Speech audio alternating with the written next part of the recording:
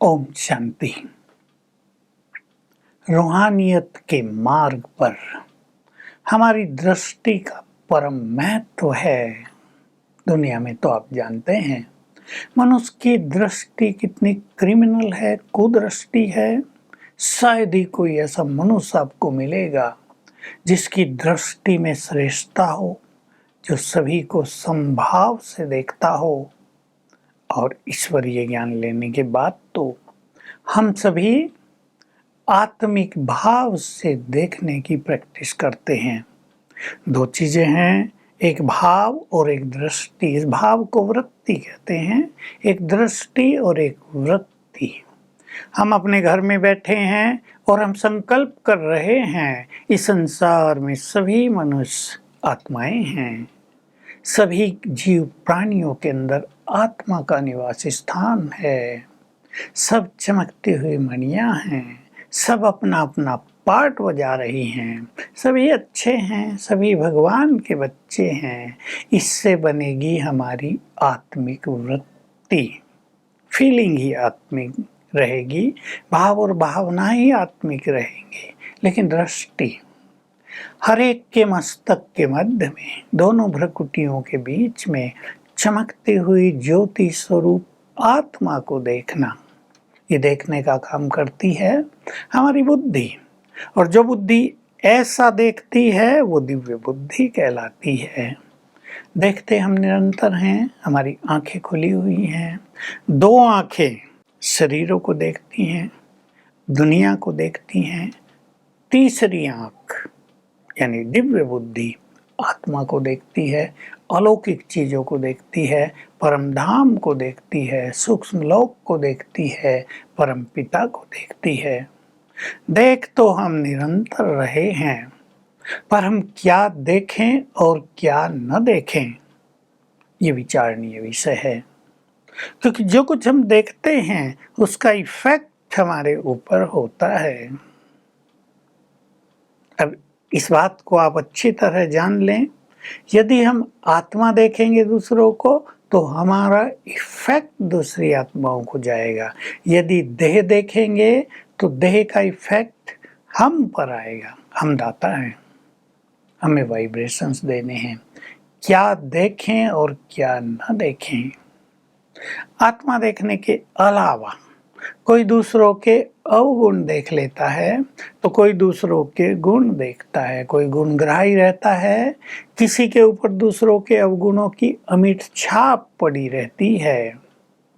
हम क्या देखते हैं, ये व्यक्ति बड़ा है, ये लंबा है, ये मोटा है, ये काला है, ये गोरा है, ये छोटा है, ये इस जाति का, ये उस जाति का, ये इस धर्म का, ये उस धर्म का।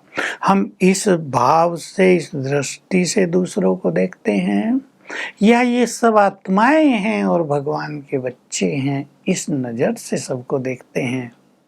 शिव बाबा ने हमें रूहानियत का ज्ञान दिया है। सब रूहें हैं, सब आत्माएं हैं, सोल्स हैं। हमारी ये दृष्टि हो जानी चाहिए। जाति पाति धर्म भेद भाव ये सब समाप्त। तब हम सब आत्माएं हैं। हम, ये संसार हमारा ईश्वरीय परिवार है। देखिए, आपने किसी व्यक्ति को देखा, उसके बारे में आपके विचार चलेंगे। किसी नाटे व्यक्ति को देखा, उसके बारे में 5-7 विचार चलेंगे। किसी मैले कुचैले व्यक्ति को देखा, उसके बारे में भी विचार चलेंगे। किसी भद्दी सूरत वाले को देखा, उसके बारे में विचार चलेंगे। किसी सुंदर व्यक्ति को देखा, उसके प्रति विचार चलेंगे, आकर्षण भी होगा।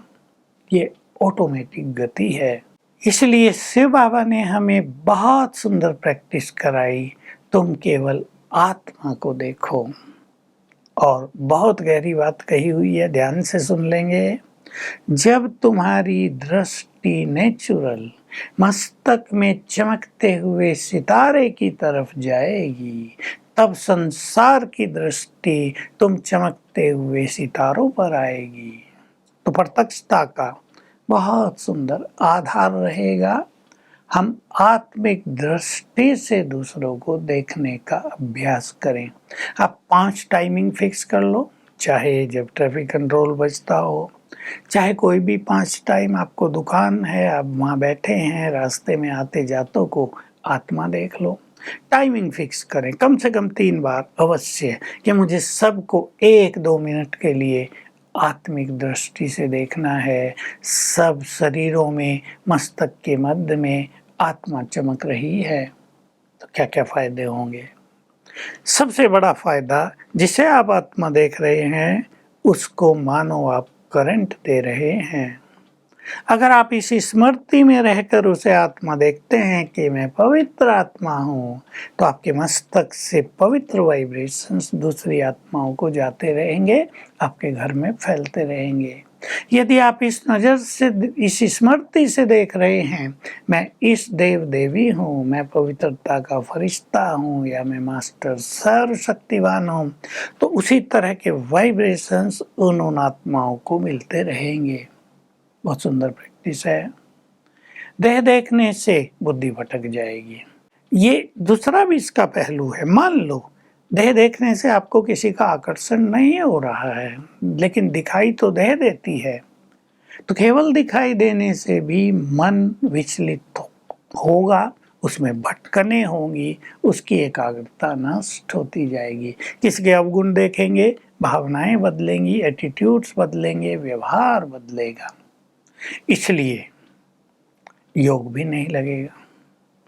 जीवन में एक सुखद अनुभूति भी नहीं होगी, और आप केवल 5 दिन का एक प्रोग्राम बना लें और दिन में 3 बार बैठकर या खड़े होकर या चलते फिरते, मान लो आप बाइक से ही जा रहे हैं, अभ्यास करते जाएं। ये सभी चारों ओर आत्माएं हैं, वृत्ति बन जाएगी इससे, और आपकी वो यात्रा बहुत ही आनंदकारी हो जाएगी।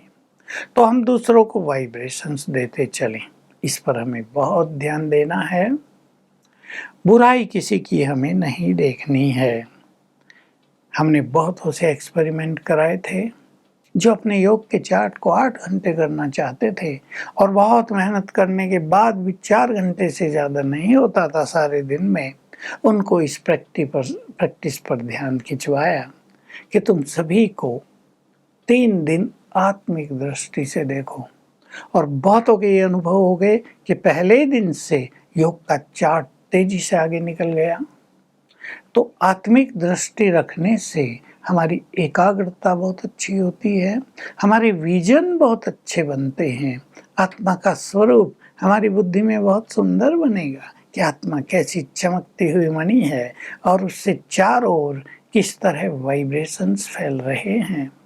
तो जैसे हमारे अंदर भावना होती है, जैसा हम स्वमान का अभ्यास कर रहे होते हैं, वैसे ही वाइब्रेशंस उन सब को जाते हैं जिन्हें हम आत्मा देखते हैं।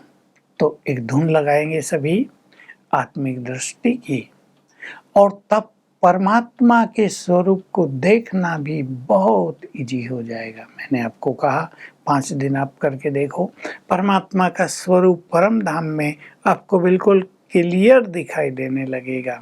तो ये 2 प्रैक्टिस हमें बहुत महान बना देती हैं, दिव्य बुद्धि और ये आत्मिक दृष्टि, इसको रूहानी दृष्टि भी कहते हैं। तो क्या आप सभी धुन लगाएंगे? श्रेष्ठ योगी बनना है, इस संसार में वाइब्रेशंस फैलाने हैं, तो ये अभ्यास बहुत आवश्यक होता है।